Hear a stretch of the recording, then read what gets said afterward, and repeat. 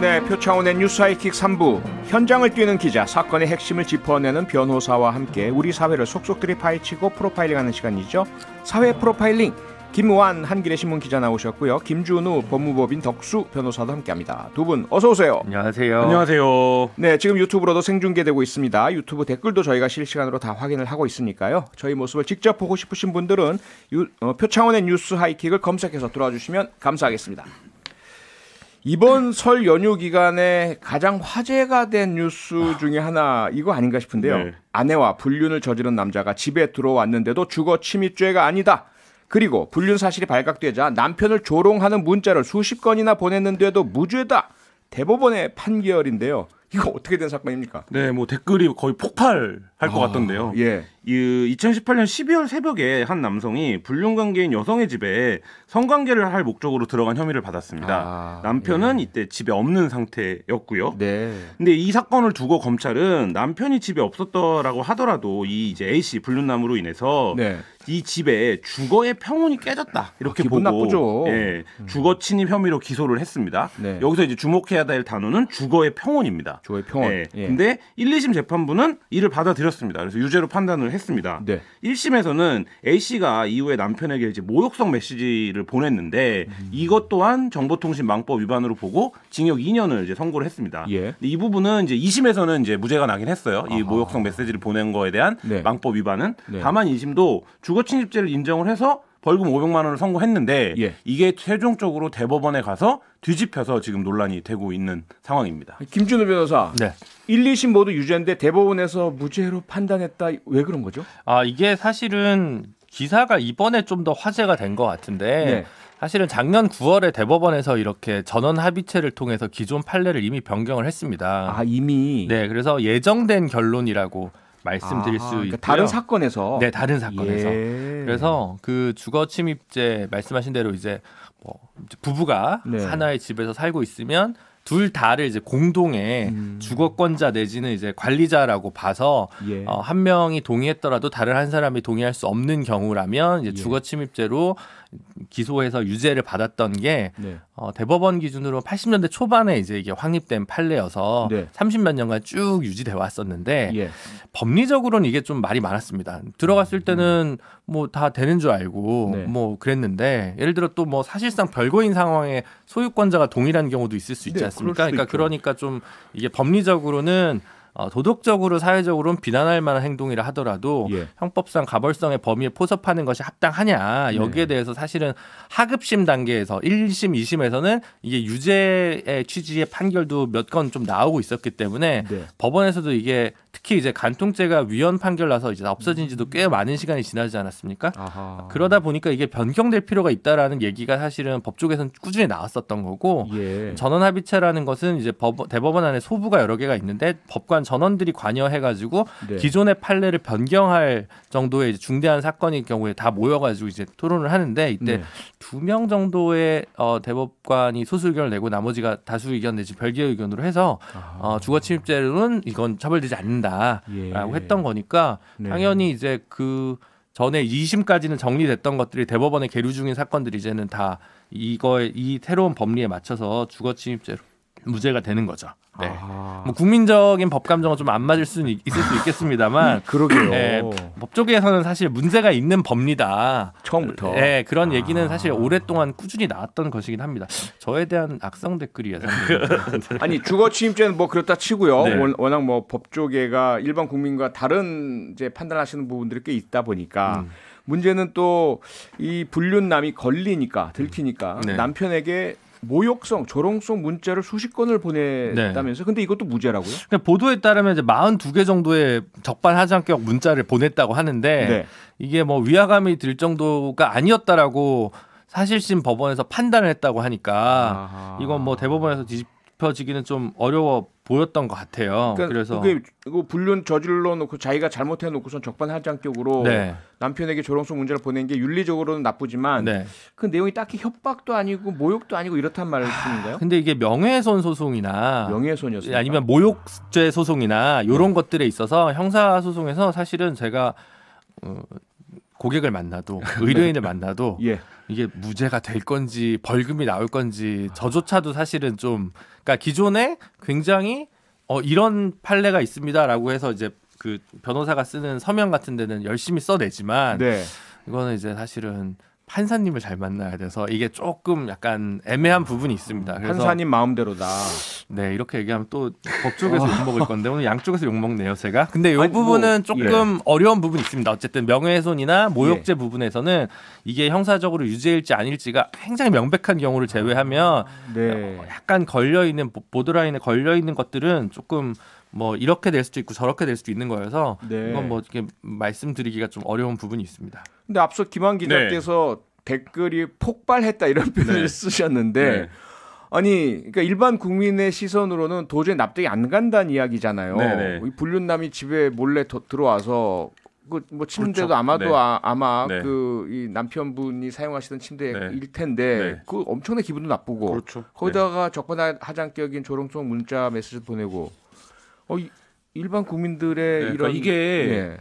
그러니까 이런 것 같아요. 그러니까 간통죄가 폐지돼서 사실 불륜관계인 경우에 처벌할 수 있는 조항이 없는 게 아니냐 사실상 이렇게 해서 그동안 이 이제 간통죄가 폐지된 거에 대해서 어떤 이 사람에 대한 단죄의 필요성이 있다라고 느낄 때 네. 주거침입죄를 그러니까 적용하는 사례들이 있었어요. 아하. 그래서 주거침입죄를 통해서라도 어쨌든 네. 처벌을 좀 할 수 있도록 예. 하는 경우들이 있었는데 지난 그 김준호 변호사님 말씀하신 것처럼 이제 9월달에 대법원에서 이 주거의 평온이 깨지는 것은 깨지는 건데 이것이 승낙 없이 이 주택에 들어온 것이 아니기 때문에 사실 그 자체를 주거 침입이라는 그 죄명으로 볼 수 있는 것이냐 네. 이 부분에서 이제 말하자면 지금 김준호 변호사님이 설명하신 것처럼 예. 좀 이제 호응이 안 되는 거거든요. 네. 그럼 결국엔 이 두 남녀가 굉장히 윤리적 도덕적으로 문제가 있는 행위를 했고 잘못한 건 맞는데 예. 지금 현행 법률 체계상 이것을 뭘로 처벌할 수 있는 것인지가 아하. 불분명하고 또 간통죄가 폐지된 맥락에는 그것이 법의 영역에 포섭되는 문제인 것인가 아니면 네. 사회적 도덕적 비난의 대상이 돼야 되는 것인가 뭐 이 부분에 대해서 어쨌든 저는 이게 이 사건이 이렇게 이제 반응이 뜨거운 건 여전히 이제 우리 사회가 완전히 합의하지 못한 어떤 이제 논쟁적 경계에 있는 사건인 것 같습니다. 근데 국정농단이나 사법농단 사건에서도 직권남용죄 가지고는 처벌을 못하는 지위남용에 가지고 되게 문제가 많이 생겨나지 그랬죠. 않았습니까? 그랬죠. 예, 예. 마찬가지죠. 이거를 주거침입죄로 엄단한다는 거는 사실은 법리적으로는 제가 볼 때는 안 맞는 거기 때문에 저는 네. 대법원 판례는 지지하는 편이고요. 그럼요. 오히려 이제 이거 작년 하나- 거지만 제가 소수 의견이었죠. 예. 이거 하나만 좀 질문을 드려볼게요. 김준호 변호사께. 그러면요. 만약에 가족 구성원 중에 한 명이 자신의 아주 못된 친구랑 작당을 해서 몰래 가족 없을 때 들어와서 아빠가 가지고 있는 또 남편이 가지고 있는 아주 소중한 그 값비싼 물건을 훔쳐가라. 주거침입 절도죄가 그러면 안 된다는 겁니까? 절도만 적용이 되고. 네, 그 되게 좋은 그 말씀이네요. 예리한 저도- 질문입니다. 네, 저도 그 부분 생각 못했는데 말씀하신 대로 그 만약에 한 공동 주거권자가 허용했다면, 네, 일본 알려주고. 네, 예. 그렇다면 주거침입죄 문제 안 될 개연성이 있을 것 같긴 한데, 그게 뭐가 조금 달리냐면. 네. 간통죄가 예를 들어 그 목적범으로서 이게 처벌 대상이 될 거냐 안 될 거냐에 따라서 주거침입죄가 달라지면 안 된다라고 봤던 게 아마 김재영 대법관인가 그분 별개 의견에 따르면 그렇고 네. 지금 다수 의견은 꼭 그런 것 같지는 않습니다. 그래서 그거는 아직 만약에 말씀하신 대로 그런 사안이 올라가면 네. 그거를 어떻게 정리할 건지 이게 지금 간통죄 부분이 간통이 무죄이기 때문에 네. 그러니까 죄가 되지 않기 때문에 주거침입죄까지 안 된 걸 연동시켜서 볼 건지 이걸 따로뜨려 볼 것인지는 아직은 좀 법리적으로는 이번 법원 판결에서 완전히 정리된 거라고 보기는 좀 어려운 측면이 있습니다. 요것도 새롭게 그런 판례가 형성이 되겠군요. 이런 네. 사건이 생기면. 근데 이런 게 사실은 또 뭐냐면 대법원까지 잘 안 갑니다. 그렇겠죠. 그래서 그런 부분도 있습니다. 실무에서는 어느 정도 정리가 되는데 뭐 그렇군요. 그런 부분이 있고요. 그리고 어쨌든 다 민사상 불법은 여전히 인정되는 거기 때문에 네. 각종 위자료 청구 소송이나 이런 거에서는 충분히 또 차고 넘치는 부분이 있습니다. 그래서 이거를 형사처벌을 안 해서 민사상 불법이 아니라는 건 아니니까요. 네. 너무 노여만 하지 않으셨으면 좋겠습니다. 그리고 주거침입죄가 그래서 좀 협소하게 적용되는구나 이렇게 오해를 하시면 안 되는 게 네. 스토킹 범죄나 이런 데서는 주거의 범위를 또 넓게 보기도 합니다. 그렇죠. 그러니까 예를 들면 그렇죠. 집안에 들어오지 않았더라도 네. 그러니까 그러니까 아까 얘기한 주거의 평온, 그러니까 네. 이 사람이 삶을 누리는 평온, 그러니까 집을 통해서 예. 이게 깨졌다라고 보면 주거침입으로 보기도 하거든요. 밖에서 안을 들여다본 것도 주거침입죄로 처벌하는 네, 데가 그런 있어요. 경우도 있기 때문에 창문에 얼굴만 드러나도 주거침입의 기수로 인정하는 그러니까요. 유명한 판례가 있습니다. 그러니까요. 네, 저희들 잠시 광고 듣고 바로 돌아오겠습니다. 핵심을 잘 짚어내는 변호사, 현장을 잘 아는 기자와 함께하는 사회 프로파일링, 김준우 변호사, 김호환 기자 두 분과 함께하고 있습니다. 이번 설 명절에 유리병 너머에 계신 부모님께 세배하신 분들 많으실 겁니다. 요양시설 대면 면회가 금지돼 있기 때문인데요.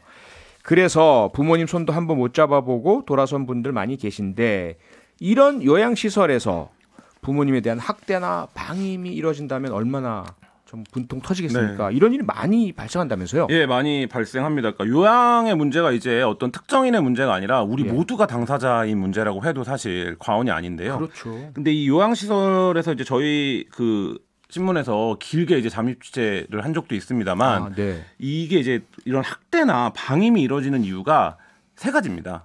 첫 번째는 이 요양보호사 개개인이 수행하는 노동이 너무 과중합니다. 아, 예. 그러니까 자기가 처리해야 되는 업무가 너무 과중하게 많은 상황이고요. 네. 그런데 임금은 저임금 구조입니다. 그러니까 굉장히 임금 수준은 낮습니다. 예. 그리고 또 한 가지, 뭐 코로나로 더 심해졌지만 이 시설들의 특징이 굉장히 폐쇄성을 갖고 있습니다. 그러니까 네. 예를 들면 여기서 그러니까 완전히 이제 여기 의지해서 살아가야 되는 이제 입소자들이 있거든요. 그러니까 네. 뭐 요양원도 그렇고 뭐 이런 어떤 그 아동 시설도 그렇고, 그러니까 이 이제 세 가지 문제가 겹쳐지면서 우리가 어떤 사건이 발생하면 굉장히 충격을 받고 어떻게 사람이 저럴 수가 있나 예. 이렇게 생각을 하지만 예. 사실 이 학대나 방임에는 좀 이런 구조적인 문제들이 좀 겹쳐 있는 경우들이 굉장히 많이 있습니다. 네. 구조적인 문제가 물론 환경적인 배경은 제공하겠지만, 그래도 어쨌든 아무리 그렇다 해도 생명에 대한 존중을 그렇죠. 네. 해치는 학대 방임은 결코 있어서는 안 되잖아요. 그거 맞습니다. 그건 네. 분명히 해야 될 것 같고요. 그런 상황에서 더구나 코로나 사태가 길어지니까 자녀분들마저 가서 뵙지 못하고 살펴보지 못하고 네. 이렇게 되니까 더더욱이나 이 문제가 심각해지고, 이 사실을 알게 되면 자녀분들이나 가족분들은 얼마나 마음이 크십니까? 그러니까 식단이나 이런 것들을 뭐 지금은 인터넷상으로 이렇게 확인할 수 있는 시설들이 있는데, 예. 실제로 뭐 인터넷에는 이런 식사가 나가요라고 올리고 다른 거를 줘도 외부에서는 알 수가 없는 확인을 상황이고, 못하죠. 또 이제 요양원 같은 경우에는 이제 매트를 갈아준다든지 이런 청소가 굉장히 중요한데, 예. 그게 이제 아마 뭐 요양원들이 처음에 입소할 때는 뭐 우리는 규정상 하루에 2번, 뭐 3번 이렇게 청소를 합니다라고 얘기를 해서 이제 깨끗한 시설들을 보여주는데, 예. 실제 이제 매트가 갈리지 않아서 갈아지지가 않아서 네. 뭐 이런 경우들도 중창이 굉장히 생긴다든가. 굉장히 많고요. 그다음에 굉장히 이제 오랜만에 면회를 해서 만났는데 네. 멍하게 있다. 그래서 왜 그러냐 그랬더니 누가 이제 돌봄을 해주지 않아서 이제 굉장히 혼자 있는 시간이 길어졌는데, 그거는 뭔가 이제 본인이 설명하기도 되게 어렵고 네. 내가 왜 이런 상태였는지도 모르는 상태로의 어떤 지내는 경우들. 근데 네. 이제 그거를 외부에서 보호자가 이제 면회만 하고 접견만 하는 보호자가 파악하기는 굉장히 어려운, 뭐 이런 이제 말하자면 아주 뭐 이 강력한 사고뿐만 아니라 네. 그런 이제 아주 그러니까 일상적인 관계에서 벌어지는 뭔가 방치나 방임 뭐 이런 것들이 이제 학대로 이어지는 이런 경우도 굉장히 많습니다. 그래서 이게 뭐 노인 학대 의심 신고가 뭐 이제 뭐 몇만 건씩 이제 접수가 되고, 그 중에 이제 학대 판정 받는 건수가 이제 딱 고스란히 다 되진 않습니다만, 한편으로선 사실 지금까지 학대 판정 받는 비율에서 학대자의 제일 비율이 높은 거는 아들로 알려져 있습니다. 네, 보통 아들이 제일 많고요. 예. 그 다음이 배우자. 네. 그 다음이 이제 기관인데, 네. 기관은 이 접근성 때문에 사실은 신고나 판정받는 건수가 은폐되어 있을 개연성이 상당히 높다고도 보여집니다. 네. 최근에도 김천에서 한 사건이 있었는데 80대 여성분이 멍이 들었는데 예. 시설에서는 난리를 쳐가지고 그랬다는데, 나중에 CCTV를 보니까 뭐 집단 폭행이 있었다라는 부분이 밝혀져가지고 네. 충격을 받기도 했었는데, 지금 이제 노인복지법상으로는 이제 이런 학대로 인해서 상해가 있으면 이제 7년 이하 혹은 7천만 원 이하의 벌금이고요. 일단 그냥 폭행이나 뭐 성희롱이나 이런 부분들이 생기면 이제 5년 이하 징역형이나 5천만 원 이하 벌금으로 이제 되어 있도록 하는데, 네. 결국 이제 입증이 되게 문제겠죠. 근데 워낙 이제는 CCTV가 워낙 일상화돼서 많이 그런 부분이 있습니다만, 그래도 이제 대한부재인 경우들에는 학대 사실을 알면서도 가족이 은폐하는 경우도, 예를 들어 중증장애인들 같은 경우는 갈 데가 많지 않아서 그런 네. 경우들도 종종 왕왕 발생해서 여전히 이 보호를 필요하는 시민들 입장에서 사각지대, 인권 사각지대가 여전히 굉장히 많은 것은 사실인 것 같습니다. 지금 김준우 변호사 말씀처럼 CCTV가 있다면야 그래도 입증이라도 할 수 있을 텐데, 뒤늦게라도. 그렇지 않은 경우에는 학대임을 분명히 의심할 만한 여러 가지 징후들이 있는데, 이 입증 책임이 피해자들에게 있지 않습니까? 네, 아무래도 그렇습니다. 뭐 고소를 해가지고 뭐 검찰이 들어오면 모르겠는데 옛날에는 CCTV가 없었으니까 90년대, 2000년대에는 훨씬 더 많은 안타까운 사례들이 많았고요. 네. 지금도 종종 가짜 의사 면허, 그러니까 의사 면허를 빌려서 수익형 요양시설을 하는 나쁜 경우들이 많이 있었습니다. 그런 네. 경우는 뭐 드레싱도 제대로 안 해서 등창이 생기다든가 뭐 되게 많은 일이 있었는데 좋아지고는 있습니다만 여전히 갈 길이 먼 것 같습니다. 네. 그럼 여기서 허준수 숭실대학교 사회복지학부 교수 연결해서요. 좀 더 자세한 이야기 들어보겠습니다. 허준수 교수님 연결되어 계시죠? 네, 안녕하십니까? 네, 안녕하세요. 새해 복 많이 받으세요. 네, 새해 복 많이 받으세요. 네, 요양시설에서 노인 학대가 끊임없이 벌어지고 있습니다. 교수님께서 파악하신 원인 무엇입니까? 네, 한 세 가지 정도가 있는데요. 네. 인력적인 측면에서 요양보호사가 담당해야 할 수급 노인들이 너무 많은 편이거든요. 현재 2.5명당 1명 정도로 잘 지켜지지 않고요. 그다음에 대부분의 요양시설이 민간시설이기 때문에 네. 이익을 추구하다 보니 또 노인 학대가 많아지고요. 네. 또 인권 교육이 굉장히 부족합니다. 그래서 요양보호사 직원 또 어르신들도 이게 내가 당하는 게 노인 학대인지 잘 모르고 네. 그다음에 특히 가족들에 대한 인식이 필요하고요. 네. 또 행정 조치가 우리나라가 다른 선진 국가에 대해서 굉장히 미흡하고 또 시설들은 노인 학대를 많이 은폐하기도 합니다. 그래서 네. 노인 학대가 한 번 발견됐을 때 그 시설을 원 스트라이크 아웃처럼 네. 시설과 가해자에 대한 징벌 조치가 더 강화돼야 된다고 생각합니다. 네네. 앞서 말씀 주신 원인들 중에 뭐 환경적, 배경적, 처우적 부분이야 당연히 개선은 돼야 되겠지만 그것 때문에 학대를 한다는 거는 전혀 변명이 되지 않지 않습니까?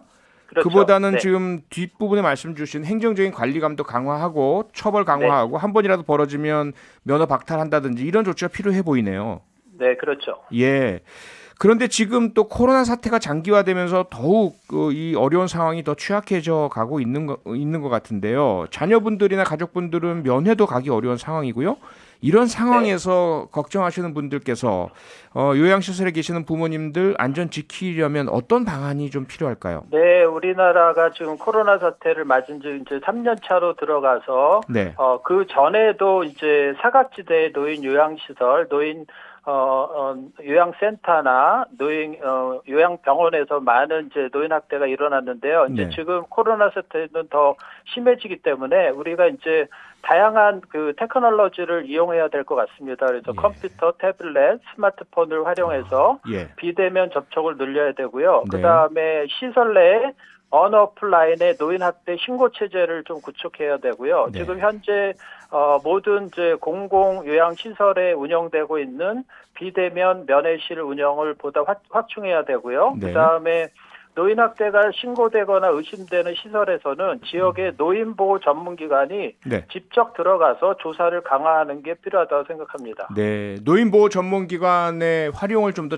많이 잘 하셔야 되겠네요. 걱정되실 네. 때는요.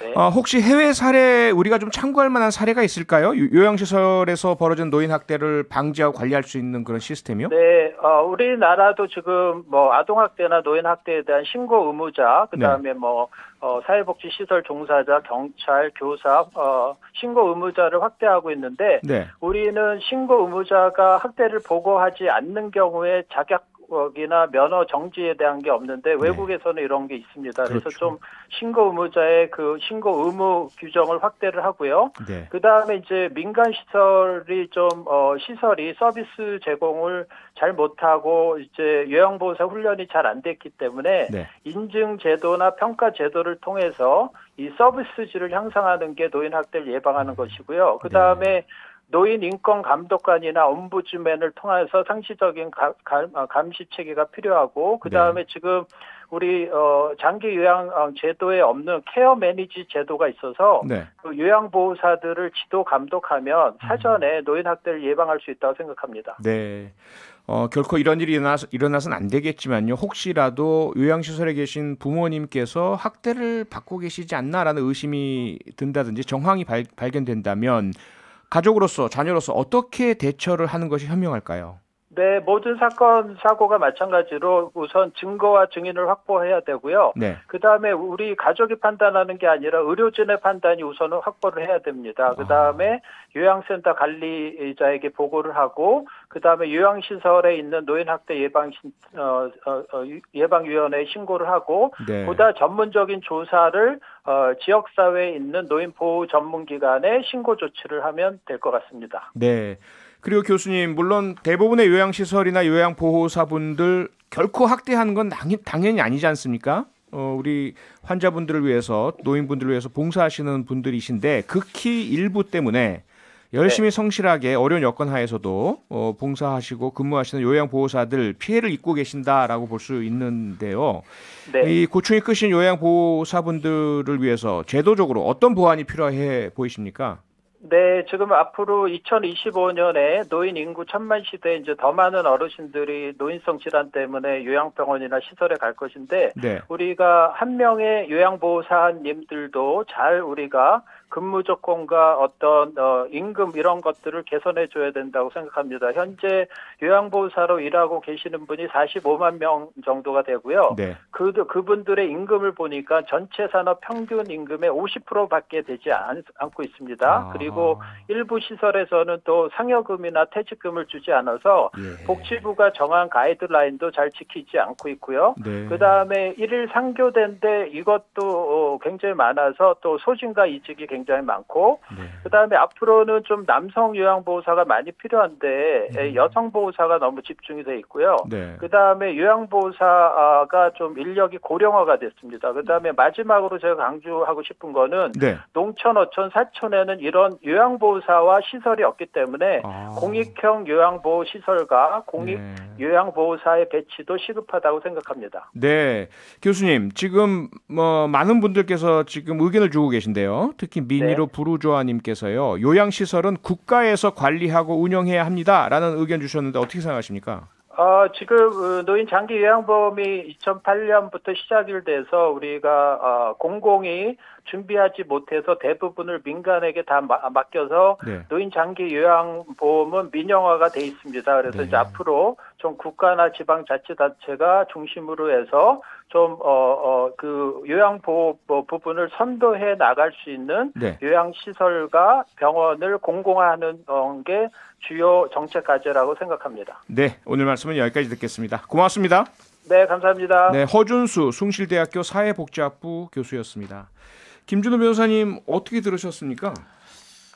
그 노인복지법에 보면 이제 독거노인 종합지원센터라고 해서 전반적인 컨트롤 타워 같은 게 있는데 제가 오랫동안 자문 변호사를 하고 있는데 유형과 이런 것들이 굉장히 복잡해가지고 진짜 뭐 서류만으로는 다 파악하기가 쉽지가 않더라고요. 다만 이게 굉장히 계속 수혜자 범위가 고령화가 되고 이렇게 노인 인구가 늘어나면서 굉장히 늘어나고 있어서 가야 될 길이 되게 멀구나, 되게 많구나라는 생각이 많이 들고 지금 교수님께서 말씀해 주셨다시피 우리가 이제 뭐 예를 들어 공공산후조리원 뭐 이런 얘기들 많이 하잖아요. 그러니까 노인 공공병원이나 요양병원이나 그런 노인 공공주택도 일부 실험들이 좀 있는데 좀 다양한 정책 실험들이 이제는 SOC 투자보다 지자체에서 좀 사람에 대한 투자, 케어에 대한 투자들이 좀 더 포괄적으로 많이 될 필요가 있지 않을까 그런 생각을 많이 하고 있습니다. 김환 기자 앞서 이건 우리 모두의 문제다라는 말씀 주셨어요. 뭐 저도 멀지 않아 막 그 노인이 될 것 같고 한데 저희 부모님의 문제이기도 하고 제 문제이기도 하고 그렇죠. 어떻게 생각하세요? 제가 이거 요양 관련된 문제들을 이제 사회부에서 여러 번 취재를 하면서 이제 일본 사례를 좀 본 적이 있는데요. 그러니까 우리는 지금 요양 병원, 요양 시설 하면 이제 시설 입소형을 먼저 떠올립니다. 그러니까 다른 형태의 요양을 사실 정책적으로 상상하지 못하고 있는 단계인데 일본은 이제 가정 돌봄형이라고 이제 부르는 아까 교수님도 얘기했지만 케어 매니지먼트, 그러니까 이 서비스가 굉장히 지자체별로 활성화돼 있고 사실 이제 그 부분으로 가야 이게 이제 말하자면 우리가 모두 다 늙고 이제 엄청 고령화 사회가 될 텐데 이 노인들을 다 시설에 넣을 수는 없는 거거든요. 그러니까 이제 그 부분을 결국엔 제도적으로 어떻게 만들어가고 설계할 거냐 이게 이제 굉장히 뭐 대통령 선거 얼마 안 남았지만 중요한 과제가 아닐까 싶습니다. 지금도 그런 다양한 유형의 서비스는 있는데 비중의 문제죠. 결국은 이제 과연 시설 중심이 아니라 재가 중심으로 과연 전환할 수 있을지 그리고 그를 위해서는 또 농산호촌 아까 말씀 교수님께서 해주셨는데 약간 좀 직접 곳에서 좀 사실 필요도 있어서 하여튼 여러 가지 종합적인 정책 패키지가 필요할 것 같습니다. 네, 미니로 조혜지님께서요. 요양원에 가족을 두는 한 사람으로서 속상하고 가슴을 치게 됩니다. 네, 안 그러시겠습니까? 많은 분들께서 지금 걱정하실 텐데요. 대부분의 요양시설과 요양보호사분들께서는 또 성실하게 가족처럼 돌보아주고 계신다는 점 우리가 잊지 말아야 될 것 같습니다. 네, 저희들 잠시 광고 듣고 바로 돌아오겠습니다. 김완 기자, 김준우 변호사와 함께하는 사회 프로파일링 이어가겠습니다. 이제 한 19분, 18분 한 45초 남았네요. 잠시 후 8시부터 대선 후보 4자 TV 토론이 처음으로 열리는데요. 우여곡절 끝에 결국 하긴 하네요. 네. 대선 TV 토론이 이렇게까지 복잡했던 적이 있는가 싶은데 네. 제가 약간 말씀을 드리면 27일 날 원래 양자 토론을 한다. 그러다가 그랬죠. 27일 날 아니다. 4자 토론이다. 네. 그러다가 31일 3자 토론이다. 그러다가 31일 양자 토론이다. 이렇게 됐다가 네. 그 3일 4자 토론이다 하다가 어저께 이제 갑자기 이재명 후보랑 김동연 후보의 양자 토론이 벌어지고 네. 오늘 드디어 지상파 3사의 합동 초청 그 4자 토론이 이루어지는데요. 예. 잠시 후 8시부터입니다. 그래서 오늘 모든 시사 방송들이 네. 이 8시 사자 토론에서 과연 무슨 얘기가 나올 것인가, 어떻게 전개될 것인가. 왜냐하면 이게 토론이 일상적으로 막 이루어지는 상황이었으면 뭐 그렇게까지 화제가 안 될 텐데 워낙에 뭐 토론을 한 해 만에 형식을 어떻게 하네, 뭐 둘이 나오네, 셋이 나오네 이걸로 이제 앞에가 길었기 때문에 네. 소문난 잔치가 되어버렸는데 이 소문난 잔치에 과연 흥미진진한 먹을 것들이 있을 것인지 예. 아니면 뭐 소문난 잔치가 늘 그렇듯이 좀 뭐 요란만 떨다가 끝날 것인지 이거는 잠시 후 한 20분 후에 확인하실 수 있을 것 그러니까 같습니다. 지금 밖에 있는 조현 작가, 이병관 작가 이런 분들도 오늘 퇴근 못하고 저거부터 보고 그 다음 퇴근해야 되니까 참 큰일입니다. 그동안 저분들만 그러시겠습니까? 모든 시사 관련된 뭐 뉴스 방송 종사자분들 다 그러시겠죠. 그러니까요. 여의도에 있는 국회의원 보좌관들 뭐 다 오늘 당연하게. 그동안 토론을 할 거냐 말 거냐 가지고 네. 토론을 했는데 예. 그 얘기도 자유주제로 오늘 하실지 마실지가 아하. 저는 나름대로 관전 포인트입니다. 김준우 변호사 거기다가 이거 뭐 양자 토론은 불법이다 이러면서 법원에 가처분 신청까지 들어가는 초유의 상황도 벌어졌었잖아요. 네, 가처분은 사실은 2007년부터 꾸준히 있었던 그런가요? 거긴 합니다. 예, 그래서 토론에 대해서요? 네네네네. 근데 이제 인용된 적도 있고 기각된 적도 있는데 예. 이번에는 인용이 됐죠. 그러니까 네. 가처분 신청 인용돼서 결국 토론회가 못 열렸는데 예. 이제 논거는 조금씩 다른 것 같아요. 조금씩 다른 것 같아서 제가 드리는 말씀은 이게 그 공직선거법에 있는 규정대로 안 하면 불법이다. 이건 아닌 것 같아요. 꼭 반드시. 근데 그건 그렇게만 해석하시는 분들이 있는데 네. 꼭 그런 건 아닌 것 같고 이제 그거 기준은 이제 지난 선거에서 뭐 3% 이상을 얻었거나 5석 이상의 원내 정당이거나 아니면 지금 현재 평균 여론조사 지지율이 5% 이상인 경우를 이제 기준으로 놓고 한 거잖아요. 근데 네. 예전에 이제 이거를 문국현 후보랑 권영길 후보가 가처분 신청을 내 가지고 이제 가처분이 인용된 적이 2007년 대선 당시에 있었던 건데 그 후에 네. 지방선거에서 노회찬 의원, 지상욱 그 당시 후보가 넣었다가 이제 기각된 적이 있을 거예요. 근데 그때 방송사에서 냈던 기준이 예. 10% 정도였던 것 같습니다. 근데 또 다른 면에서 보면 이번이 첫 토론이기 때문에 또 생겨난 문제가 있었던 거고 방송사 첫 토론이면 그러니까 방송사 첫 토론인 경우에 10% 이하 10%까지만 기준으로 했을 때는 이게 인용될까 기각될까는 아직 선례가 정확히 저는 구축 안 됐다고 봅니다. 만약에 안철수 후보까지만 넣고 심상정 후보를 빼고 만약 들어갔으면 안철수 후보가 10%의 평균 지지율이 있다는 가정하에서요. 네. 그랬다면 이게 어떻게 됐을지는 사실은 저는 정확하지 않다고 보고요. 개인적으로 법률가로 봤을 때는 다만 그냥 이 둘로만 첫 토론을 TV에서 한다. 이거는 무조건 기각이다. 이렇게 보시면 좀 쉽지 않을까 싶습니다. 네. 김환 기자. 네. 어떻게 보세요? 오늘 8시 토론은 네거티브 공방이나 고성 말 끊기 없는 품격 있는 토론이 될까요?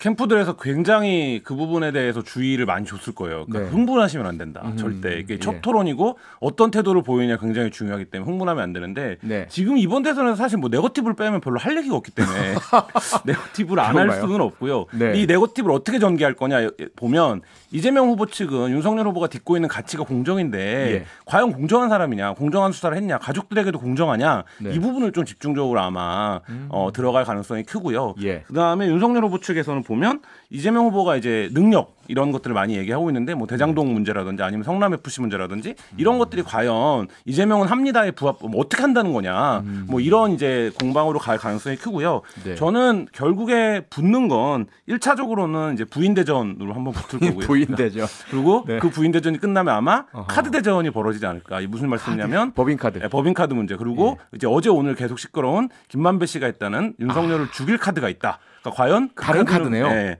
이 두 개의 카드가 결국에 이 후보들 간에, 그러니까 지금 1, 2 후보들 간에는 좀 치열하게 오갈 것 같은데 문제는 누가 자기 페이스대로 얘기를 하고 상대방의 얘기에 흥분하지 않느냐. 네네. 이게 이제 굉장히 중요할 것 같습니다. 왜냐하면 토론은 결국엔 지지층이 보는 거거든요. 근데 지지층이 볼 때 우리 후보가 흥분했다 이러면 우리 후보가 뭔가 진 것 같은 느낌을 주기 때문에 네. 그리고 어쨌든 흥분하게 되면 중간 입장에서 보는 사람들도 저 사람이 먼저 흥분하네? 이거 굉장히 중요한 태도로 각인이 되거든요. 예. 사실 굉장히 중요할 것 같습니다. 네, 이재명 후보가요. 토론 준비하러 방송국에 들어가면서 취재진 질문에 이런 답을 했다고 합니다. 토론 자체가 특별히 지지율에 엄청난 영향을 미칠 것이라고 생각하지는 않습니다. 뭐 이렇게 얘기를 했다고 하는데 교수님 이 정도 성대모사 가지고는 현실 조사가 안 나올 것 아니 같은데. 모사가 아니라 그냥 좀 다르게 해보려고 인용처럼 보이려고 한 거예요. 그러고 생각하진 않는데요. 네. 안윤상 씨라도 불러야 돼요. 예, 김준일 변호사 어떻게 생각하세요? 그렇죠. 이제 토론 자체가 어마어마하게 영향이 없었던 토론이 훨씬 더 많으니까 네. 이제 경우의 수로는 그런데 이제 만약에 하나라는 그 경우에 해당될까봐 각 캠프에서 엄청나게 준비를 많이 하는 것 같고 예. 차라리 1, 2등 양자 토론이었으면 서로 가족 얘기는 안 건드리는 토론이 됐을 수도 있어서 서로가. 그래서 오히려 격조 있는 토론이 됐을 수도 있지 않을까라는 생각도 저는 한편으로는 들긴 합니다. 근데 네. 토론회에서 이기고 선거에서 지는 경우들이 왕왕 있지 않습니까? 그렇죠. 그래서 이제 몇몇 경우들이 있기 때문에 네. 그래서 이런 게 문제인 것 같아요. A 후보, 예를 들면 윤석열 후보를 나머지 후보들이 공격하고 있을 때 다른 후보가 3대1 구도로 만들어주면 오히려 역효과가 날 수 있으니까 토론을 하는 사람들이 여기서 공격 옵션을 어느 정도로 넣을 거가 역효과까지 생각했을 때 그 전략적 유연성, 그걸 잘 발휘하는 후보가 예. 오히려 그 역효과나 그런 거를 좀 말하자면 피할 수 있지 않을까. 그런 것까지 고민할 수 있는 여유가 네. 지금 후보들에게 있을지는 좀 의문입니다만 아하. 그것까지 해낸다면 네. 굉장히 좋은 후보가 되겠죠. 3대1 구도를 어떻게 만드느냐 그런 전략까지 가지느냐라는 말씀 주셨는데 오늘 안철수 후보가요. 토론 전 인터뷰에서 공격할 상대로 이재명 후보와 윤석열 후보를 꼽았다고 합니다. 네. 두 후보를 다. 어떻게 보세요? 그러니까 많은 김학의 기자? 전문가들이나 기자들이 안 후보가 오늘 주요한 타깃을 누구로 고르느냐가 향후 대선에서 네. 지금 이제 가장 큰 변수로 남아 있는 단일화 문제를 이제 가늠해 볼 수 있는 척도다 이렇게 얘기를 하고 있거든요. 네. 그러니까 안 후보가 만약에 이재명 후보를 집중 공격하면서 정권 교체의 어떤 정당성, 당위 이런 거를 중심으로 토론 전략을 들고 나온다면 네. 보는 사람들 입장에서 또 여의도의 호사가들 입장에서 단일화를 하려고 하는 마음이 있는 것이겠군이라고 이제 받아들여질 가능성이 높고요. 그게 아니라 네. 윤석열 후보를 향해서 아주 날선 공격들을 이어가고 라고 한다면 지금 사실 단일화 협상을 할 수 있는 시간이 한 열흘밖에 남아있지 않습니다. 물론 그렇죠. 후보 등록을 한 이후에도 할 수는 있지만 네. 그렇게 되면 초반에 이제 단일화 어떤 분위기가 깨지는 이런 상황이 되기 때문에 그 부분이 굉장히 중요해 보이고요. 지금 1대3 구도 말씀하셨는데 저는 이게 뭔가 일종의 그 데스매치처럼 이재명 후보를 공격할 때는 3명이 한 편, 윤석열 후보를 공격할 때는 또 3명이 한 편, 이렇게 될 가능성이 높거든요. 네네. 그 와중에 예. 지금 이제 안철수 후보도 어쨌든 타깃을 정해야 할 것이고 심상정 후보가 어떤 입장을 취하느냐, 어디에 더 방점을 찍느냐 이 부분이니까 항상 이제 정의당의 데스노트 이런 것들이 네. 이번 정부 내에서 계속 이제 화제가 되는 말 중에 하나였는데 예. 심상정 후보가 이제 민주당과의 차별성을 얘기하지만 동시에 이제 윤석열 후보로는 안 된다라는 얘기도 분명히 하고 있는데 예. 사실 그런 것들이 이 전체적인 토론을 좀 지켜보는 네. 포인트가 아닐까 싶습니다. 저 지난 대선 때 안철수 후보의 MB 아바타 발언이 오히려 역풍을 논리적으로는 크게 문제될 건 없는데 이상한 역풍을 만들어서 지지율을 스스로 주저앉힌 면이 있었고 예. 심상정 후보는 그 당시에 그 성소수자 관련된 1분 더 발언이 좀 화제가 됐었고 네. 저 개인적으로는 굿세어라 유승민이 사실 제일 기억에 남는데 그 당시에 보면 그러니까 홍준표 후보나 문재인 후보는 특별히 사실 기억나는 게 아직까지 각인되는 그런 건 많지 않았던 것 같아요. 그래서 네. 실수를 덜 하는 쪽으로 아무래도 이재명 후보나 윤석열 예. 후보가 되게 조심할 텐데 네. 어쨌든 삐끗하지만 않기를 바랄 거지 그 판정패 당하는 거는 크게 두 분 다 신경 쓰지 않을 것 같습니다. 네. 앞서 김환 기자는 이런 조언을 주셨어요. 흥분하면 안 된다. 흥분하면 표를 잃고 또 지지자들의 신뢰도 잃게 된다. 네. 김준우 기자 시간이 얼마 남지 않았는데 저 마지막으로 기자입니까? 토론에 임하는 후보들에게 조언을 준다면 어떤 조언 주시겠어요? 이재명 후보도 가끔 폭투를 해요. 잘하지만 폭투. 네, 페이스 조절 잘 해야 될 것 같고요. 예. 윤석열 후보는 요즘 많이 좋아졌는데 네. 고개 각도 조절 잘 하셨으면 좋겠습니다. 도리도리. 네. 네. 뭐 다른 후보는 다른 후보들은 훨씬 더 칼을 많이 갈고 나왔을 거기 때문에 네.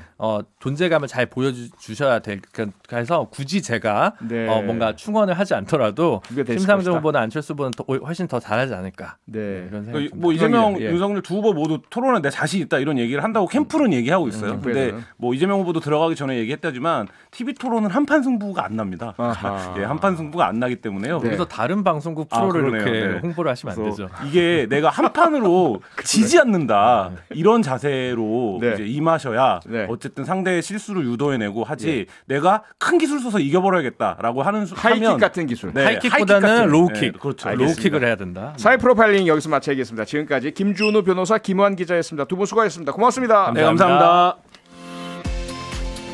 평일 저녁 6시 5분에 여러분을 찾아갑니다. MBC 라디오 표창원의 뉴스 하이킥.